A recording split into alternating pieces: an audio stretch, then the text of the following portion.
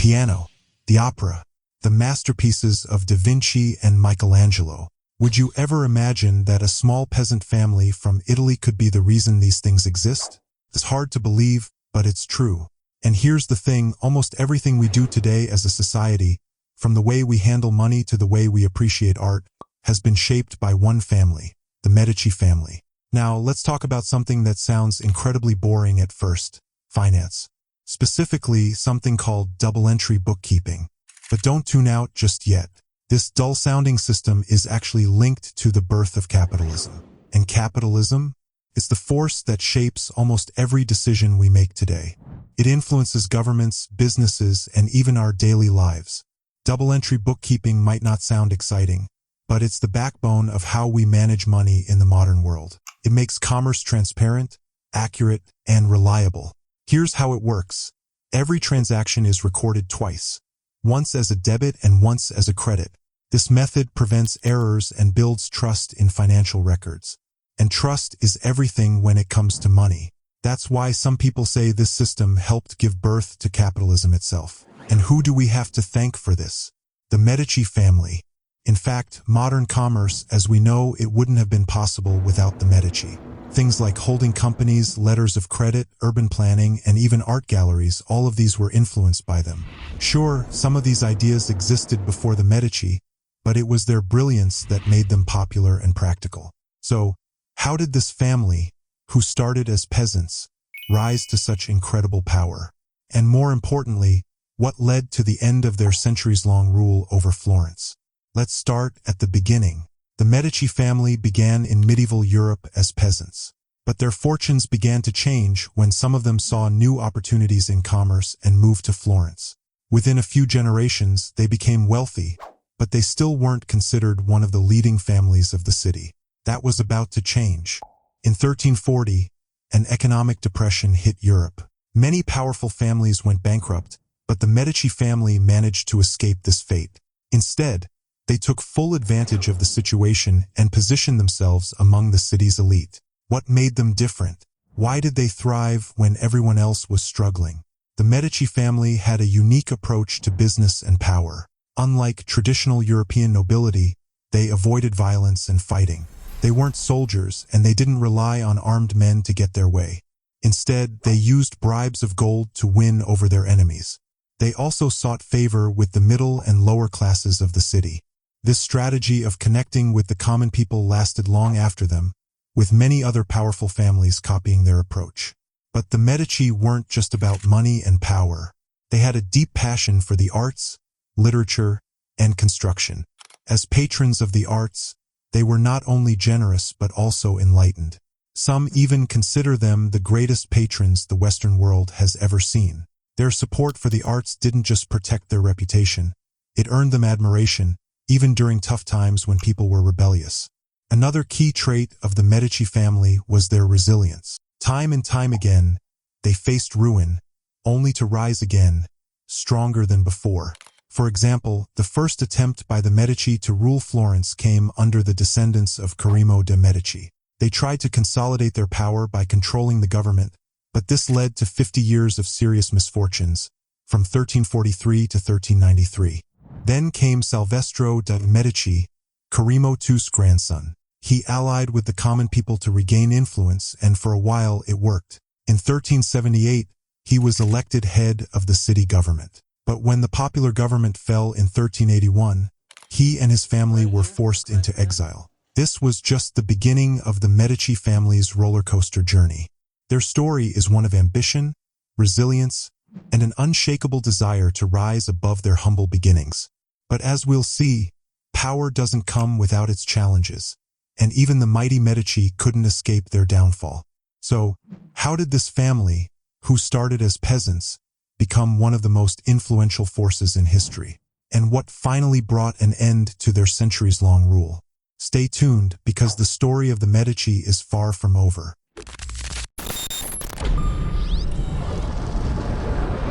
The Medici family wasn't without its troubles, that's for sure. But despite all the ups and downs, the family managed to stay in the game. Enter a distant cousin, Everardo de' Medici, who brought a new chapter to the Medici story. Everardo had a son, Giovanni de Medici. I know the name's a bit tricky to pronounce, but let's just call him Giovanni for now. Giovanni plays a crucial role in the Medici saga, and if you remember one name from this chapter, it should be his. Giovanni is widely considered the first of the great Medici family. His story marks the true beginning of the family's rise to power. Giovanni inherited the family business, which at the time was focused on cloth and silk manufacturing, along with banking. Now, Giovanni was no ordinary businessman. He had a rare gift for foresight. He understood that the world was changing, and he made a bold decision to focus more on banking. This was a game changer. With the help of his uncle, Giovanni quickly worked his way up in the banking world. By 1393, when his uncle Vieri retired, Giovanni took over the family bank, and this would eventually secure the Medici family's future wealth and influence. Giovanni would go on to have two sons, Cosimo and Lorenzo. These two brothers would go on to create their own legacies, but Cosimo, the older of the two, would be the most famous and impactful. Born in 1389, Cosimo de' Medici became the political backbone of the family. He was smart and strategic, serving on Florence's board of war and holding various other key positions. By the 1450s, Cosimo's political influence was growing, and the Medici family began to outpace their rivals in power. But of course, with power came enemies. One of his greatest rivals was a man named Rinaldo degli Albizzi, a man consumed by jealousy. Rinaldo was determined to get rid of Cosimo. He even tried to blame Cosimo for a disastrous war and managed to stack the city council with his supporters. Despite the efforts to take him down, Rinaldo couldn't get Cosimo executed, but he did manage to have him exiled to Venice in 1433. But exile didn't break Cosimo, no, it made him stronger. With the support of his family's bank, political allies, and his popularity with the people, Cosimo returned to Florence more powerful than ever. Rinaldo, who thought he had secured his own victory, was left with nothing.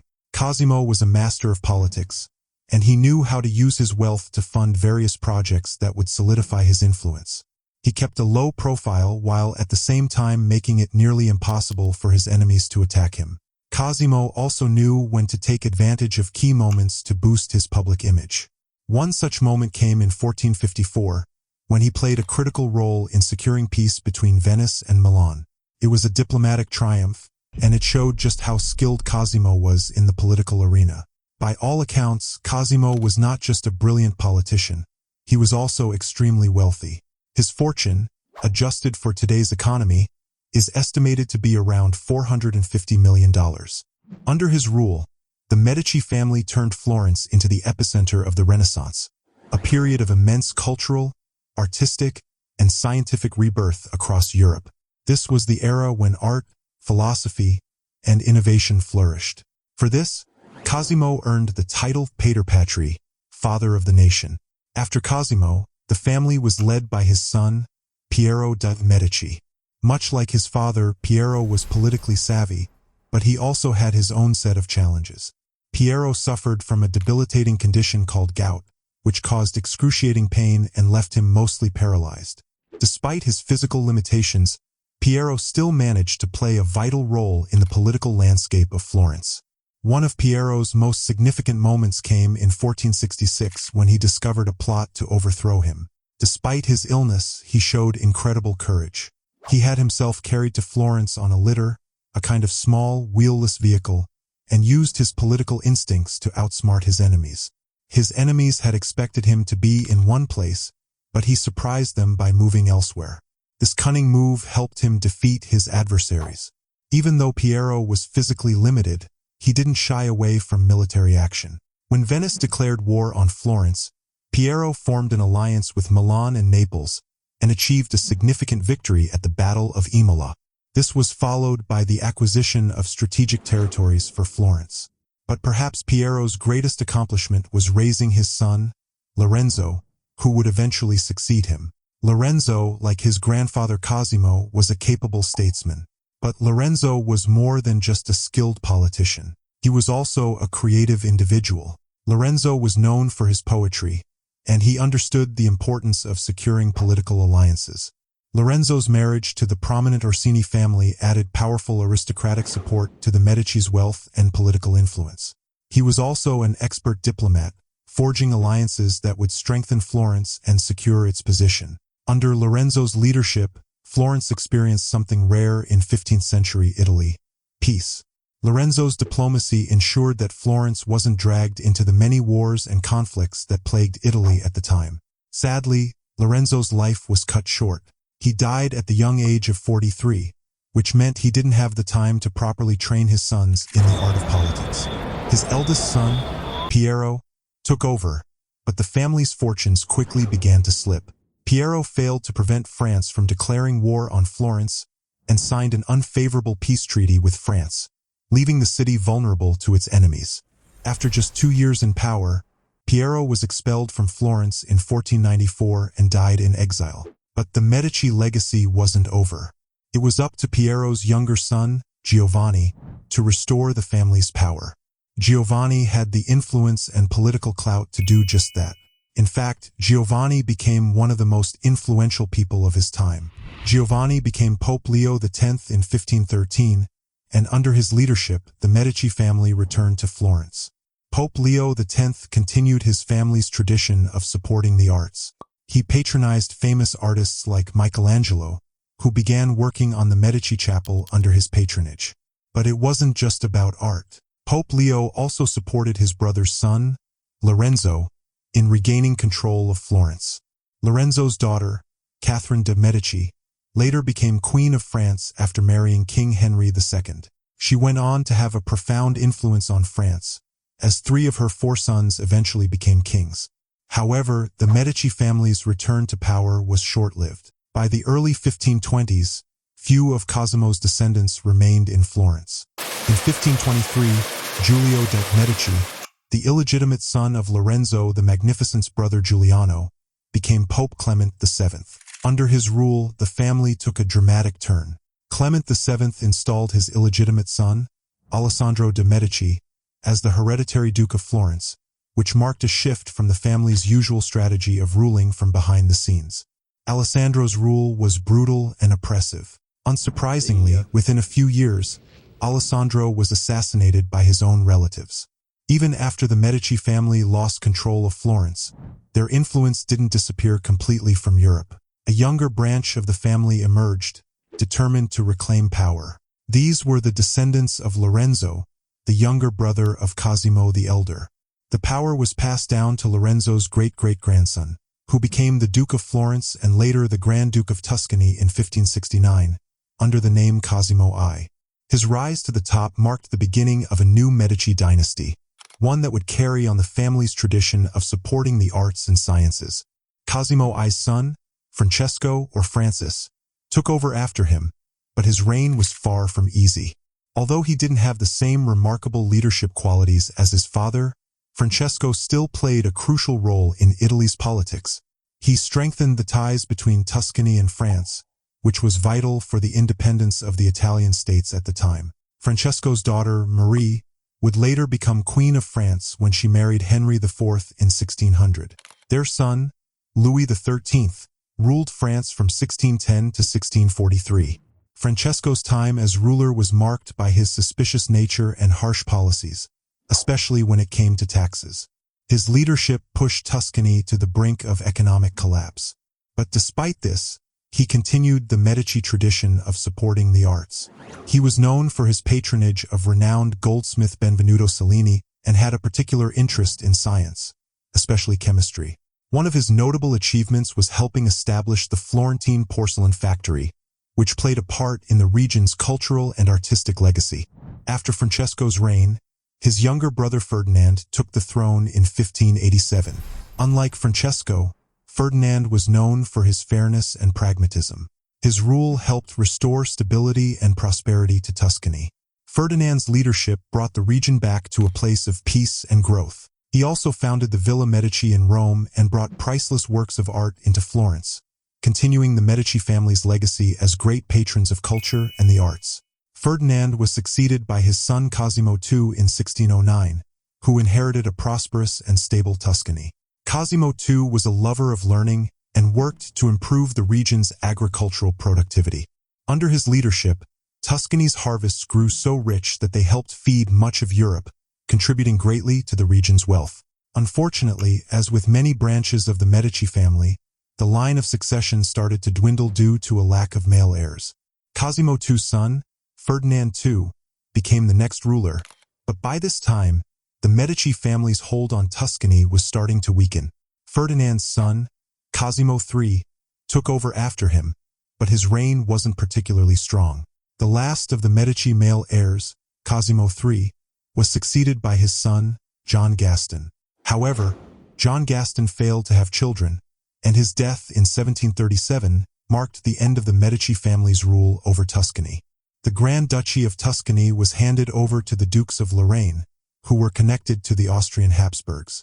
John Gaston's sister, Anna Maria Luisa de' Medici, was the last of the Medici bloodline. She married Johann Wilhelm II, Elector Palatine of the Austrian Empire, and the couple lived together for 25 years in the city of Dorf. Though their marriage was happy and fulfilling, Anna Maria Luisa and her husband had no children. With their deaths, the Medici family bloodline came to a close. But was that really the end of the Medici legacy? Well, not entirely. Some distant relatives of the Medici family, who still carried the Medici name, kept the family's history alive. Let's take a look at some of these descendants. Remember Marie de' Medici, Francesco's daughter? She became a key figure in European history. After her husband, Henry IV of France, was assassinated, Marie took over power and served as regent for their young son, Louis XIII. However, her time as regent was marked by controversy. She struggled with managing France's finances and made numerous concessions to rebellious nobles. Because of her mistakes, she was eventually exiled. She did return to France later, but faced more trouble when she tried to convince her son to fire a minister. This led to her second exile. Marie spent her final days in Brussels, living in poverty. Despite her struggles, her son Louis XIII went on to turn things around for France.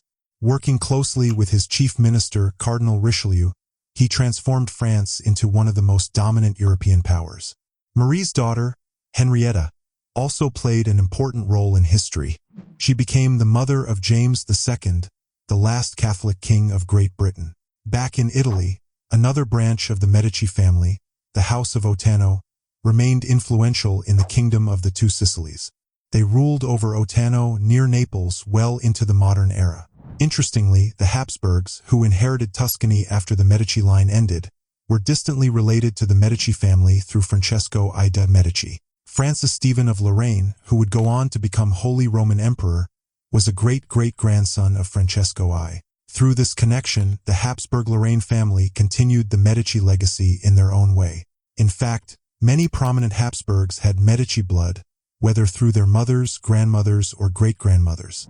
This just goes to show the lasting prestige of the Medici family. Even after their direct rule had ended, their name continued to carry weight, and powerful European families were eager to forge alliances through marriage.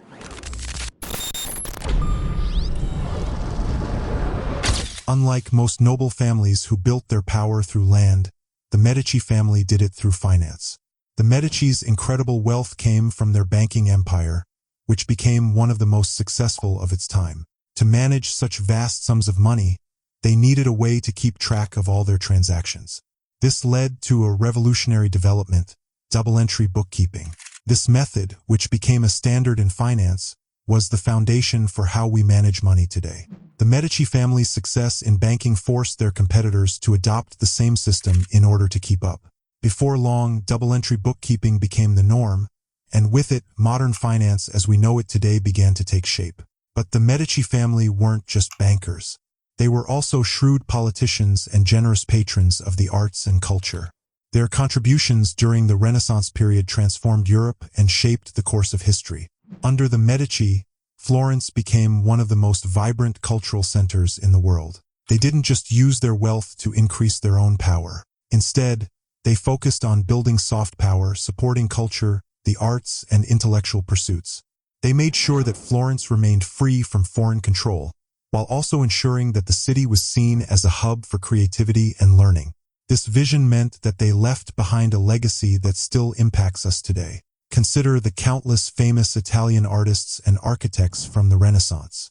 it's likely that the Medici family played a crucial role in backing their work. For example, Cosimo de' Medici, the family's patriarch, spent a massive 600,000 gold florins, equivalent to more than $112 million today, on key cultural, architectural, and educational projects. One of the most iconic examples of their patronage is the Florence Cathedral or the Duomo. Cosimo's financial support saved Filippo Brunelleschi, the architect behind the cathedral's dome, from obscurity and allowed him to complete the city's most magnificent structure. The Medici also funded Donatello's statue of David and many of the great works of Fra Angelico. Their money helped support some of the brightest talents of the Renaissance, including Michelangelo, who worked under the Medici patronage throughout his career. Michelangelo, in fact, attended an art academy established by Lorenzo de' Medici, who took over after Cosimo. The Medici's support wasn't limited to the visual arts. They also funded intellectual pursuits, such as the Platonic Academy, founded by the philosopher Marsilio Ficino. They funded the library at the San Marco Monastery and supported the production of important manuscripts. This intellectual backing revived and popularized the ideas of ancient Greece and Rome, helping to spark a cultural revolution across Europe. Florence became the cradle of the Renaissance under Medici rule. It was home to towering figures like Michelangelo, Leonardo da Vinci, and Niccolò Machiavelli.